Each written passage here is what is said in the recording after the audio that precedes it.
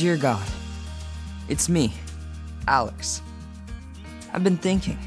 Lately, I've been spending a lot of time at home playing video games. Not a bad thing, but sometimes I feel like I could be doing more to help around the house in my free time. You know? I think I can do better with keeping my eyes open and seeing things that need to be done. I mean, you did this, God. You saw our greatest need and came down as Jesus. And you didn't even complain about it. I guess it has to do with thinking about others, you know? Finding ways to help them, as opposed to always doing what I want. I can't imagine it would be too hard to see things that need to be done. I think all I need to do is look around.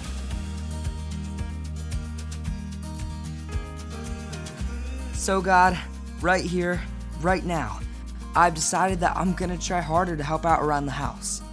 Love.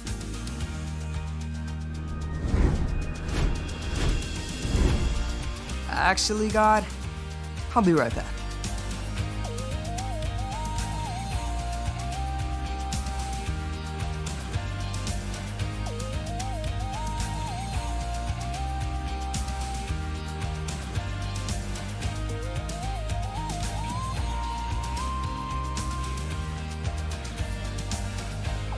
Sorry, God. Had to do some things to help my parents out. Now I'll sign off. Love you, God. And thanks for helping me see what needed to be done.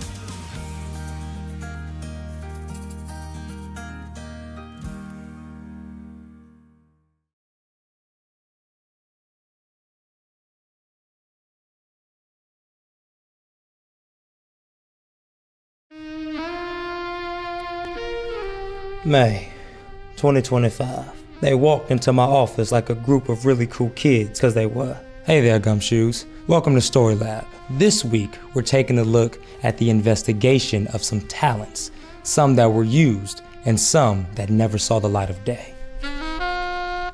Hey, that's really great, man. Keep practicing.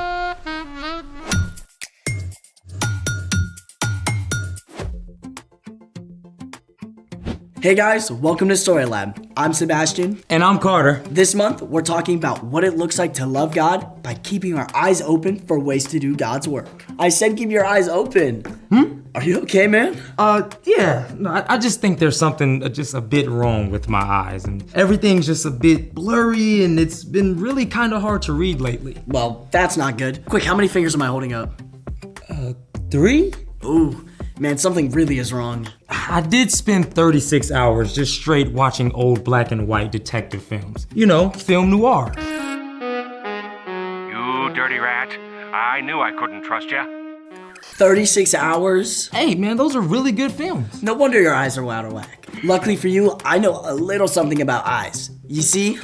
The eye is made of many parts. There's the white part, called the sclera. There's the cornea, which helps the eye focus, and then the iris and pupil, which control how much light gets in. Right, so how do I fix my eyes? Well, normally, when people have trouble with their eyes, they get glasses, like me. However, I think I have a quick solution to your problem. Okay then, let's make it. Today, we're gonna make our very own water magnifying glass. Now, detectives use magnifying glasses to get a closer look at the evidence, but we'll be using it for a different purpose. To start, you need a plastic 2-liter bottle, a marker, and something to draw a circle with, a pair of scissors, and some water. Step 1, draw out a medium-sized circle on the bottle. Step 2, use scissors to cut out the circle. And remember, always get an adult's help when using sharp objects. Let me help you. You sure? Yeah. Oh, okay.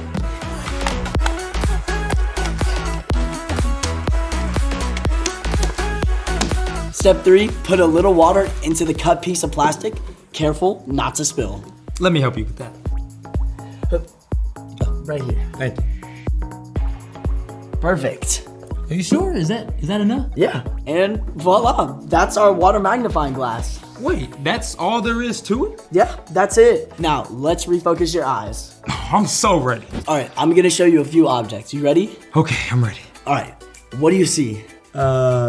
A ball? Alright, now let's use the magnifying glass and look closer. Okay. Okay, well, it's round and it has a really bumpy texture. It could be. It's an orange. The fruit. Yeah, you got it right. Okay. Now, how about this one? A rock of some sort? Alright, let's look closer. Okay. Okay, so it's not really a normal rock, I see. It has this weird, like, shell pattern. Okay. It's a fossil. Fossil, right? Yeah, you got it right. Yes. Alright, now, the last challenge. Are you ready? I'm ready. Alright, super hard. Let's do it. Alright, what do you see? Oh, this is tricky. It's like pinkish with all like these white dots all over it. Alright, let's see if you can get this one. Okay, magnifying glass activated.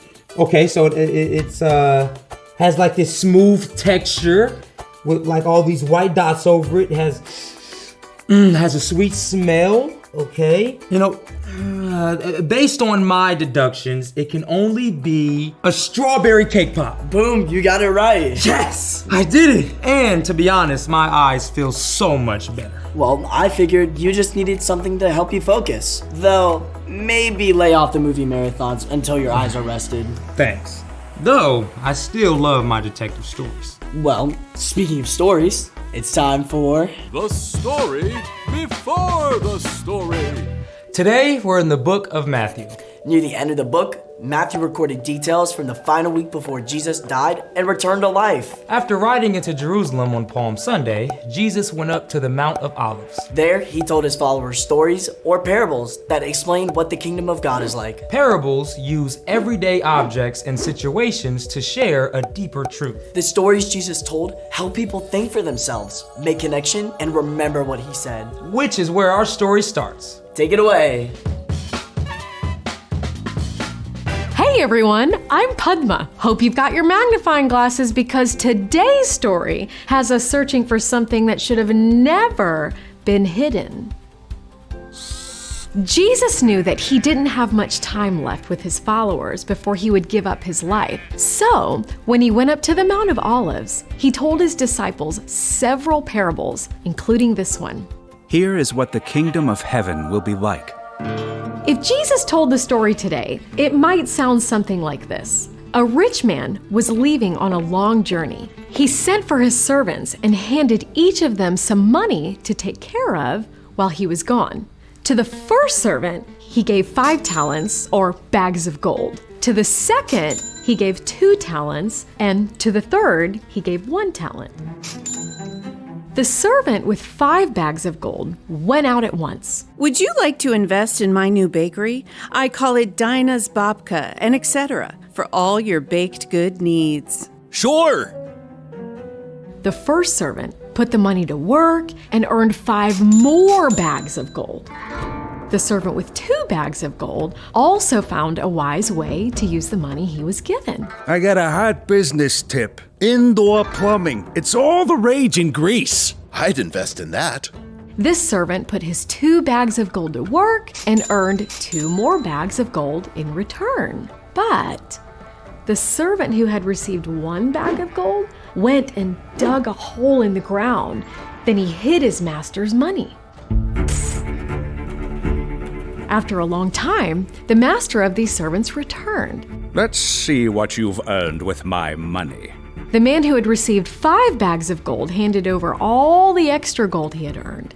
Master, you trusted me with 5 bags? See, I have earned 5 bags more, and a discount on babka. Oh, you have done well, good and faithful servant. You have been faithful with a few things. I will put you in charge of many things. Come and share your master's happiness. The man with 2 bags of gold handed over what he had earned. Master, you trusted me with 2 bags of gold. See, I earned 2 bags more. Also, we're this close to having an indoor bathroom. You have done well, good and faithful servant. You too come and share your master's happiness. Then it was the third servant's turn. He clutched the bag of gold he had dug up from the backyard. Master, I knew that you are a hard man. You harvest where you didn't plant, gather crops where you never sowed seed. I was afraid, so I went and hid your gold in the ground. See, here is what belongs to you. The third servant did not get the response he was looking for. You lazy servant. So you knew that I harvest where I didn't plant and gather where I didn't sow? Well then, you should have put my money in the bank. When I returned, I would have received it back with interest. Take the bag of gold from this man and give it to my servant with 10 bags of gold. No! I thought I was playing it safe. Everyone who has will be given more. And what about anyone who doesn't have? Even what they have will be taken away from them. Throw that worthless servant out. Whoa! Sounds intense, right? But what Jesus wanted the disciples and us to hear is simply this. The story was talking about talents in terms of money. We may not have much money, but God has given each of us unique talents and experiences, whether it's a lot or a little. And we're responsible to use what we've been given to make a difference in the world around us. The end. Yikes, I wonder what I would have done with a whole bag of gold. Yeah, I mean, it's easy for us to say that we would have done something amazing with it. But honestly, I don't know. Well, the story is really about whether the servants were willing to use what they'd been given in the first place. So, what's our part in the story? God has given each one of us different gifts, whether it's our talents, time, life experiences, or even our stuff. And God wants to help us make good use of those things. But it takes initiative. An initiative is seeing what needs to be done and doing it. So how do we put that all into practice? Well, the first step is to figure out what gifts you have. If you're not sure, ask a parent or friend or grown-up who knows you well. Oh, if you're good at math, you could help a friend with their homework. Or if you're good at drawing, you could draw somebody a card and brighten up their day. Yeah. Exactly. It doesn't have to be a big thing. It could be small. People have told me that I'm a pretty good listener. Not sure that's a talent. Being a good listener is huge. Taking time to listen to someone's story can truly make their day, and it might even turn out that one of the gifts you have to use is something hard you've been through. Like if you had to start out at a new school, you know what it feels like. Yeah, so if a new kid shows up in your class, you know how they feel and what they might need. You got it. No matter how much or how little you think you have, there's always a way to use it to share God's love with others. Thanks, Padma. Thanks. Until next time! So, here's the thing. Look for ways to use what you've been given. Whether it's a skill at art, math, sports, being a good friend, or just about anything. Speaking of being a good friend, I made us a little treat. Wow. I have never seen Noir cake pops before. Stick with me, kid. I'll show you a whole new world, see? Thanks for joining us in the Story Lab. See you next time. So, Noir movie marathon? You just had one. Fine, then give me back the cake pops.